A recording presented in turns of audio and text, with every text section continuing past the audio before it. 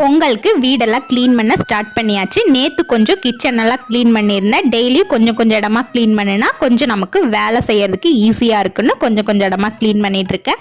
Morning breakfast work எல்லாமே முடிச்சுட்டேன். Time பார்த்தீங்கன்னா 11:30 ஆட்ட இருக்கும். டீ போட்டு குடிச்சாச்சு. வீடியோ அப்லோட் பண்ணணும், அதையும் அப்லோட் பண்ணி முடிச்சுட்டு மழை பெஞ்சிட்டே இருந்ததுனால முன்னாடி கொஞ்சம் ஷீட் போட்டிருந்தேன். அங்கெல்லாம் ஈரமாக இருந்துச்சு.